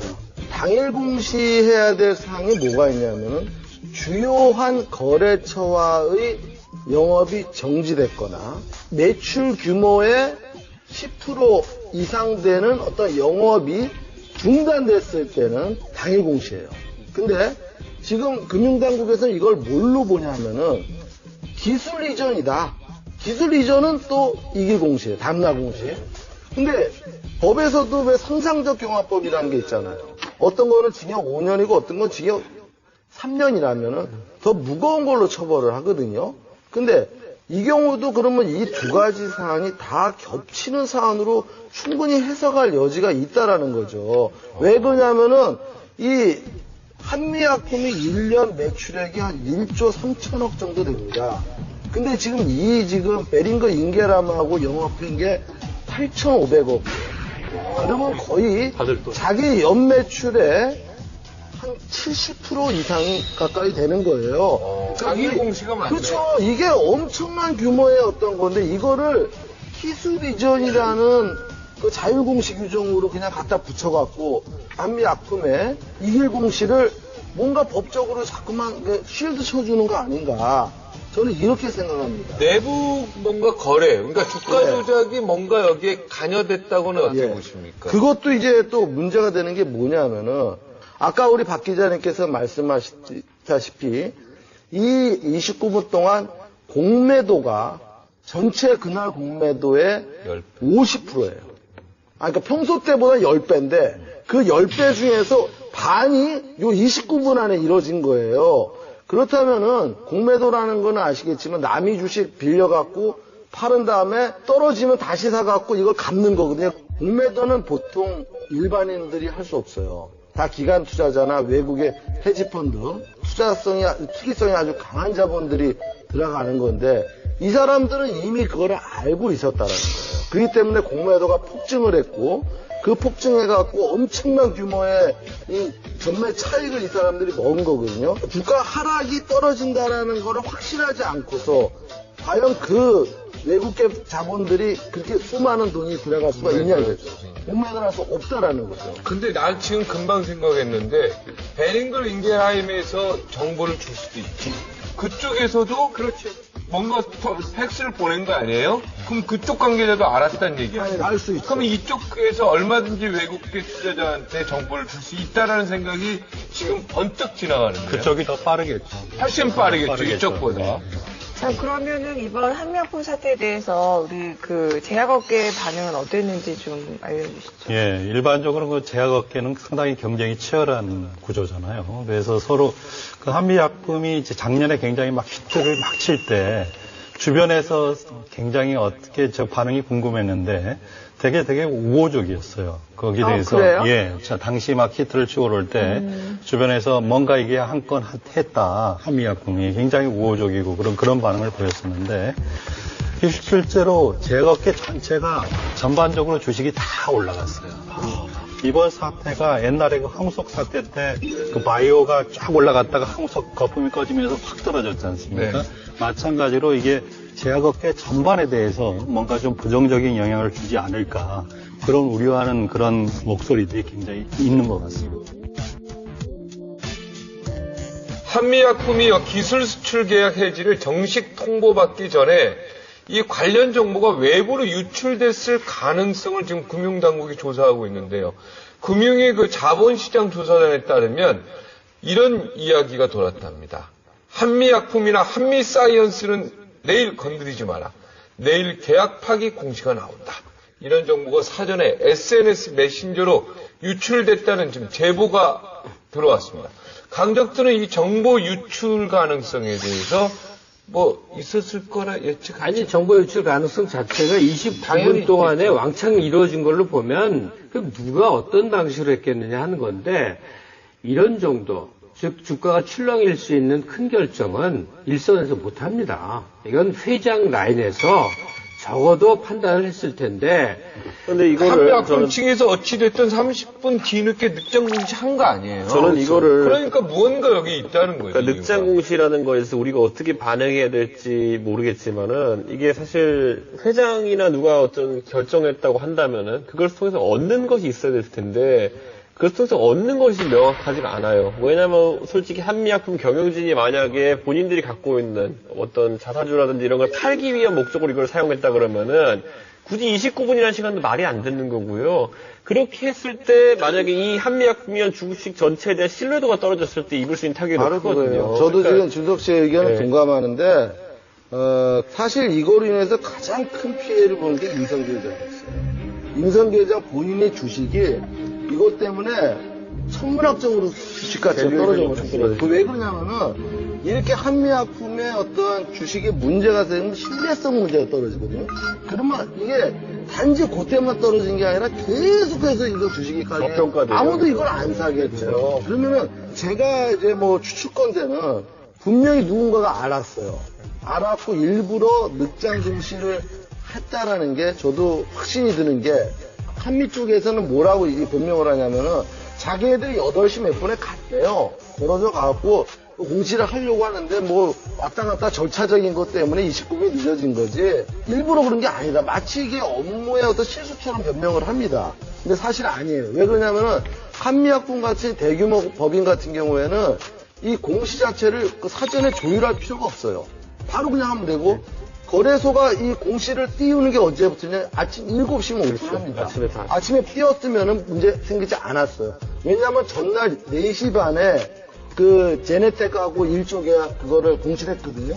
그럼 그 다음날 7시에만 띄웠더라도 아침 9시에 장이 열렸을 때 사람들이 두 가지 사항을 다 알고 판단할 수가 있었는데 29분이라는 시간을 결국은 일부러 늦춘 거지 이게 업무적인 실수가 아니라는 거죠. 그러니까 이게 지금 말씀하신 게 너무 합리적인 거거든요. 왜냐하면 호재 먼저 발표해서 띄우고 악재 나중에 발표해서 그 시차 동안에 이익을 따먹는다 하는 거는 누가 봐도 그냥 그야말로 단기적인 짧은 경영 방식이에요.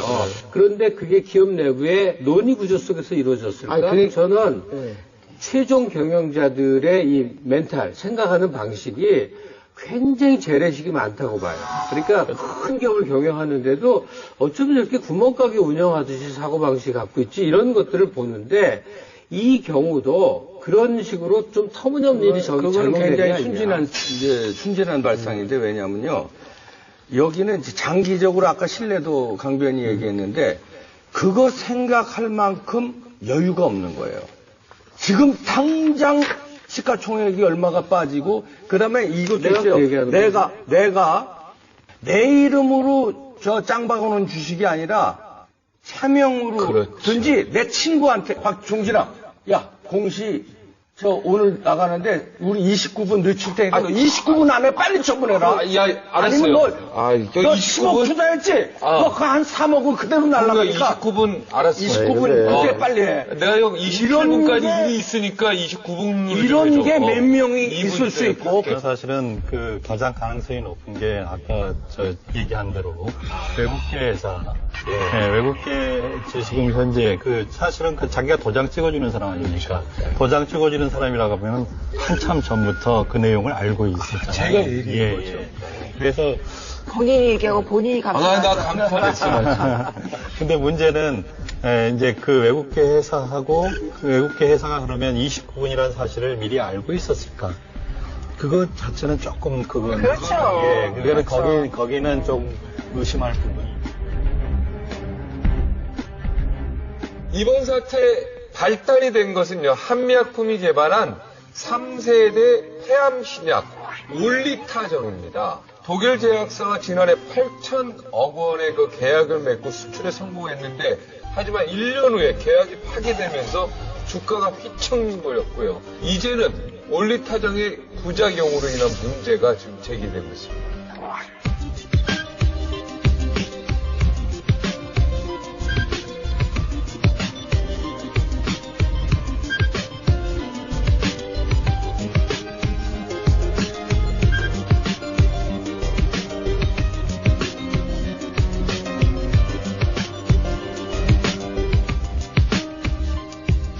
이게 이제 복잡한 얘기인데, 이제 일반 그냥 쉽게 설명을 하면, 폐암이 걸리면 수술할 수 있으면 수술해요. 조기 폐암에.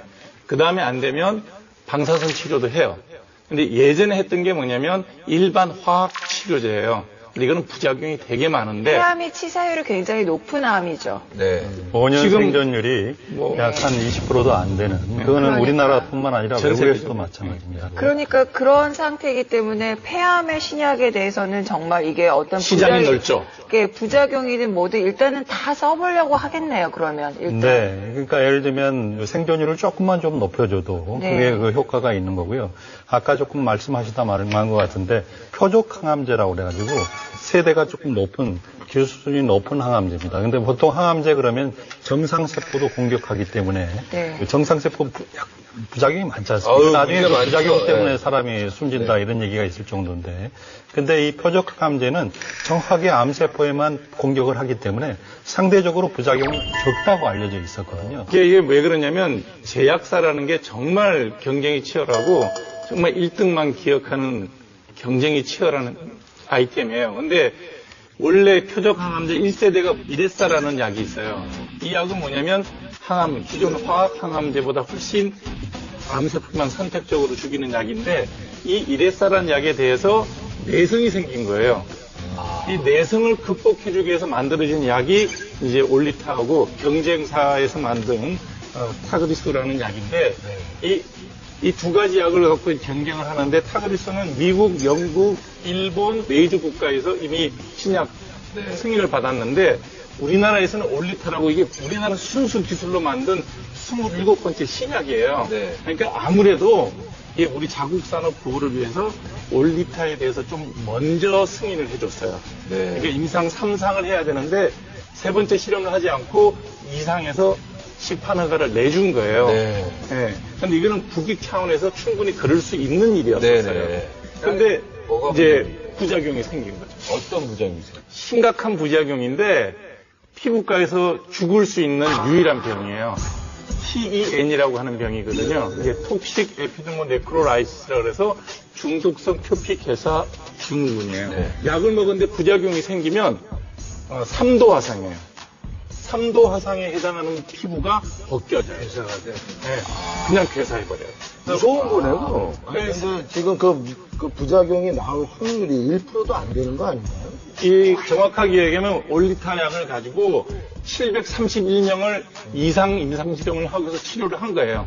했는데 그 중에서 3명한테서 테인이라고 하는 그 심각한 그 피부 질환이 생겼고, 그 중에 명확하게 올리타랑 연관성이 있다 그러면서 그 사망이 이런 케이스는 한 케이스고요. 한 명. 한 명이고. 그래서 0.4%. 발생률이 0.4%고 네. 사망률은 그보다 더 낮죠. 네. 그러면 99.6%는 성공했다고 봐야 되네요. 그렇지만 약은 약이니까 부작용이 훨씬 더 중요하게 강조돼요. 임상에서는. 근데 저는 궁금한 게요. 아까 물론 그게 아마 자국산업 보호도 있지만 임상 이상까지만 하고 약 판매 승인한 거는 문제가 없는 거예요? 이제 이게 약의 성격에 따라서 다른데 우리 박 기자님도 잘 아실 거예요. 이게 예를 들어서 해열제다. 아니면 뭐 항생제다.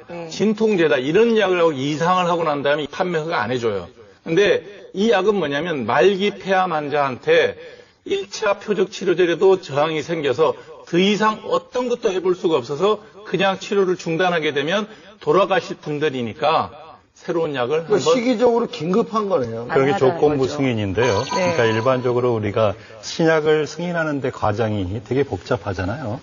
다 허들을 다 넘어야 되는데 사람을 가지고 대상으로 하는 게 1상, 2상, 3상 이렇게 보통의 약 같은 고혈압약이라든가 뭐 이런 것들은 다 3상을 맞춰야 그 허가가 되는데 근데 보통 1상에서는 먹어서 더 나빠지면 안 되잖아요. 안전이 어느 정도 있는지 2상에서는 보통 뭘 검사하냐면 약효, 효과가 정말 있는 거죠.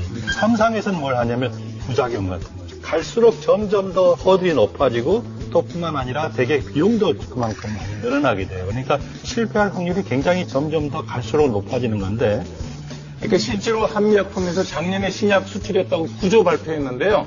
실제로 받은 돈은 5천억 받았어요. 나머지는 이런 식으로 계약이 깨질 수가 있는데 이게 이제 임상 실험한 걸 데이터를 내놓은 게 있어요. 1상에서 2상으로 넘어갈 수 있는 확률 71%, 2상에서 3상으로 넘어갈 수 있는 확률 44%, 그 다음에 3상에서 안전에 이제 임상을 판매하기 전까지 NDA라는 게 있어요. 그 과정으로 넘어간 데 69%, NDA에서 마지막으로 시판할 수 있도록 허가하는데 80% 확률이에요. 그러니까 네 단계를 다 거치고 나면 임상 1상에서 환자들 손에 약이 주어지려고 그러면 10 내지 15%예요. 10%. 그러니까 지금 정말 이제 우리 개인 투자자들이나 알아야 될 것 같은 게 9조 뭐 수주 뭐 8조 이게 그게 충분한 몇 단계를 거쳐야지만 가능한 것이라는 거를 알고 지금 하시는 분들이 거의 없어요. 그냥 이거 하면은 구조가 들어오는 줄 알고 있지. 아니 모든 그런데 뭐 수출 계약이나 이런 것들도 뭐 건설사 계약 같은 거 다 그렇게 비싸게 중도금 들어오고 하는 것이기 때문에 우리는 그렇게 알고 있죠. 예. 그러니까 그런 건설사하고 것들을 좀 다른 게요. 그렇죠. 건설사 같은 경우는 실제로 이제 총액을 거의 그렇죠. 그 계약에 의해서 진행이 되는 게 확실하니까 그런데 임상 실험 같은 경우는 2상에서 못 먹으면 그걸로 끝이에요. 그러니까. 그걸로 끝이니까 그거는 굉장히 그러니까 다른. 그거를 지금 이 제약사 하시는 그 주식 하시는 분들은 이런 거를 정확히 알아야 되겠네요.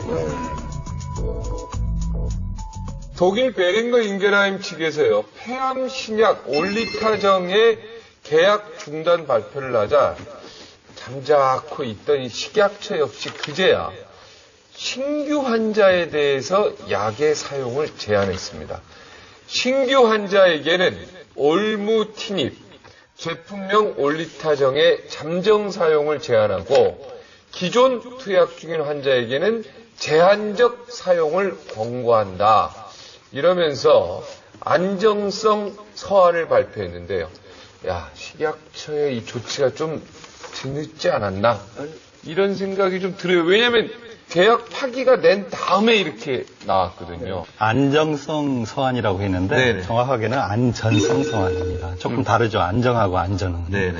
근데 이제 이 안전성 서한이란 건 누구한테 보내냐면 의사들한테 보내는 거예요. 약 중에서 특별히 주의할 게 뭔지 하는 것을 새로운 게 밝혀진 게 있으면은 그걸 보내는데 그때 당시에 안전성 서한을 식약처가 보낼 때는 어떤 내용이 추가가 돼 있었냐면 신규 환자한테 쓸 때는 되게 조심해라. 쓰지 마라. 그러니까 그게 이제 문제가 딱 되니까 잘못하면 이게 계속 이게 갈 건지 여기서 그냥 끝날 건지 굉장히 관심이 아주 초미의 관심이 됐습니다. 중간에 중단될 수 있는 문제잖아요. 그래서 이제 소집한 게 뭐냐면 중앙약사심의위원회라는 걸 소집합니다. 되게 이제 약사에 관련된 전문가들이 모여가지고 근데 이게 심의위원회이기 때문에 그냥 심의만 하는 거예요. 어떤 결론을 내는 단체가 아니라 이런 내용들이 이렇게 있으니까 이걸 어떻게 해결하는 게 묘수냐 하는 것을 서로 얘기하는 건데 거기서는 어떤 얘기가 나왔냐면 신규 환자에 대한 중단 조치도 지금 현재 부작용을 가지고는 굳이 할 필요 없다 해가지고 오히려 더 느슨하게 풀어줘버려서 한미약품 쪽에 훨씬 더 유리한 결론을 내버린 거예요, 거기서. 그래서 현재는 오히려 식약처가 중앙심의 약사심의위원회를 통해가지고 오히려 이제 이 약이 계속 판매될 수 있도록 하는 근거를 마련을 그러니까 우리가 굉장히 뼈저리고 좋은 체험을 했지 않습니까? 가습기 살균제 경우 보세요. 어린애들이 몇 명이 죽었어요. 아니, 그거하고는 말이 안 돼요. 본질이 같다니까요. 옥시만 지금 우리가 막 잡는데 이 문제를 해야 될 기관들이 아무 지금 제재도 안 받고 비난도 안 받아요. 옥시만 문제되고 있어요. 그런데 한미약품에서 주가 조작의 문제가 있다면 이것은 경제사범으로 다룰 문제지만 식약처가 도대체 약의 안전성에 대해서 어떤 조치를 했고 이 대응에 대해서 얼마나 적절했는가에 대해서 지금 국회에서 문제 삼고 있거든요. 국감 중에. 저는 그 이건 굉장히 필요한 거죠. 국회에서 문제 삼는 게 전 문제라고 봅니다. 네, 그게 맞아요. 왜 그러냐면은 사망의 원인과 이 올리타하고의 어떤 인과관계가 있는지에 대해서 확신하지 못했고 또 어차피 이 올리타라는 게 정말 폐암 말기 환자 죽음을 앞두고 있는 사람한테 마지막으로 진짜 한번 시도적으로 해보는 약 아닙니까? 그러니까 식약처에서 꼭 이것 때문에 죽었다는 확신이 없었고 그러다가 나중에 2차 사망사고가 터지고 나서 보고한 건데 이거를 국감에서 국회의원들이 막 떠들면서 식약처를 공격하는 거는 제가 볼 때는 이 식약처의 어떤 그런 순수성을 너무 이해하지 못하고 그냥 막 국감에서 자기가 뭐 떠보려고 그러는 거 아닌가 혹시 이런 생각까지 듭니다. 근데 그러면 사망 원인을 밝히는데 1년이나 걸리는 거예요? 걸린다고 생각하시는 거예요? 아니죠. 두 번째 사망 사고가 그 뒤에 터졌잖아요. 국감에서 의원들이 문제 제기를 한 거에 대한 이제 의견인데 거기에 어떻게 생각하세요? 네, 그거는 조금 시간적으로 봐가지고 늦게 이게 보고를 한 게 문제가 되지 않습니까? 그 늦게 보고한 이유가 인과관계를 밝히는데 시간이 많이 걸리고 나중에 검사를 밝혀보니까 결국 약하고 관련이 있더라 해가지고 한 건데 일반적으로는 사망 사례가 나면은 15일 이내에 식약처에다가 그걸 보고를 하고 그 다음에 그 식약처의 어떤 너무 늦어진 것 같아요. 그런 부분에서. 의사가 볼 때 어떠세요? 이거는 15일 이내 식약청에서 나서 발표할 일이 아니에요. 그쵸? 제가 보는 관점은 뭐냐면 돌아가신 분의 경우에 약을 2가지 먹었어요. 당뇨병 약도 먹고 이 약도 먹은 거예요. 근데 이 당뇨약도 아까 말씀드렸던 텐이라는 그 피부를 괴사시키는 그런 부작용이 꽤 흔히 발생하는 그런 약이었었어요. 그러니까 2가지 약제가 동시에 투여되어 있었기 때문에 이것이 반드시 알리타 때문에 그랬다라고 확진을 못해서 보고하는 과정이 좀 늦어졌어요. 근데 식약청에서 이거를 갖고 프레스 릴리즈를 해야 될 일은 아니라는 거예요. 왜냐하면 이거를 알리게 되는 순간 신약 개발이 저쪽에서 하고 있는데 그쪽 신약 개발이 중단될 수도 있는 거예요. 예. 그러니까 베딩거 인가를 하면서 전 세계 글로벌 임상이라 그래요. 731명을 할 때는 전 세계적으로 했어요. 근데 사망사고는 한국 사고거든요. 근데 그 주치의가 한 얘기가, 이 얘기가 아마 답일 거예요. 그냥 그대로 읽어드릴게요. 피부 독성은 항생제 같은 일반 약제에서도 나타날 수 있는 부작용이다. 텐이라는 게. 그 다음에 항암 대상이 더 흔하게 발생한다. 때문에 피부 독성 사건 한 건 때문에 임상을 중단하지는 않는다. 특히 올리타 복용 환자는 더 이상 치료 방법이 없는 심각한 환자가 아닌가. 따라서 빈도가 많아지면 문제의 소지가 있지만 처음에는 약제 특이성과 관련 없는 일반 독성이라 판단했다라는 게 이 주치의의 이 얘기예요. 내가 거기 이제 설명을 하려고 그래. 0.1%라고 그랬는데 나는 70년대에 우리나라 그 심장 판막 이식 수술이 확률이 40~50%밖에 성공이 안 된대. 그렇죠. 안 그러면 죽으니까요. 그 당시에. 근데 우리 어머니가 심장 판막 이식을 해야 되느냐 절체절명 의사가 그러는 거예요.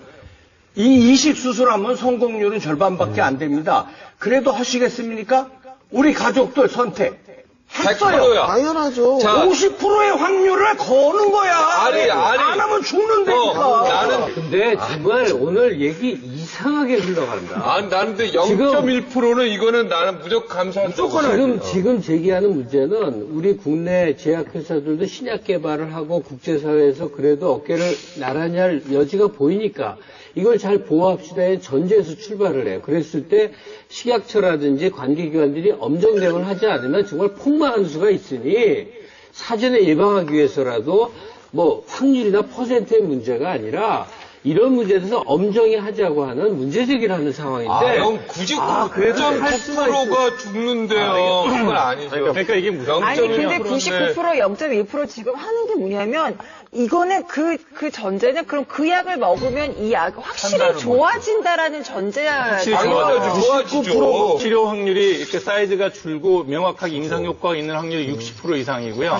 그다음에 약물에 의해서 치료 효과를 느낀다는 사람까지 포함하면 91%가 잔여 수명이 늘어나고 지금 식약청에서 문제가 되는 건 뭐냐면 식약처에서 이거를 발표를 안 한 걸 갖고 국회에서 질문한다면 그 질문하는 국회의원의 수준이 좀 정말 떨어진다. 예. 다만 이거는 얘기할 수 있어요. 문제였다고 봐요. 식약청에서 이 정보를 미리 알고 있었는데 식약청에서 주식 투자를 했다면 식약청 직원이 주식 투자를 했을 수는 있죠. 그거는 부도덕한 일이죠. 그런데 혹시 알리타라는 약이 이번에 사장이 될까봐 이 얘기를 제가 꼭 말씀드리고 싶어요. 이 경쟁약이 티그리소라는 약이 나왔는데 이 약이 아마 임상 지금 2상, 티그리소는 3상으로 넘어갔어요.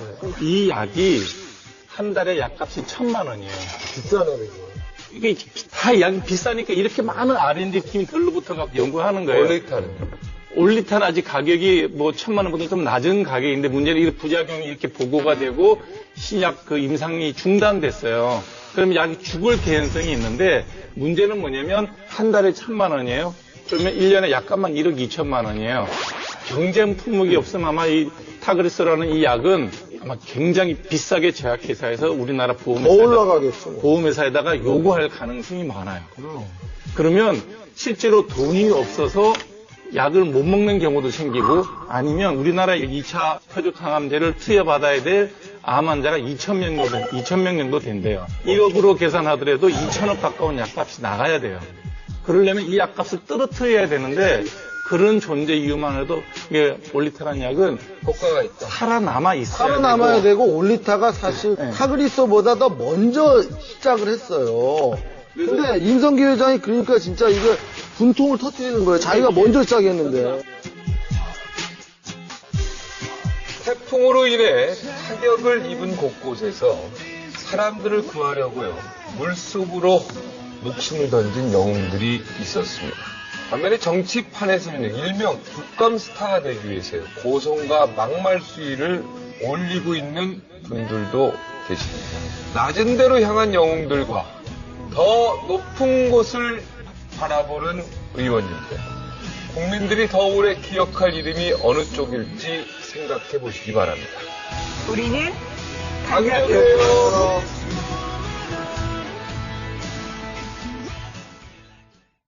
상황에 우리는 어떻게 딜을 해야 되고 어떻게 설득해야 되고 어떤 그림을 그려야 되는지 치밀한 시나리오를 짜야 됩니다.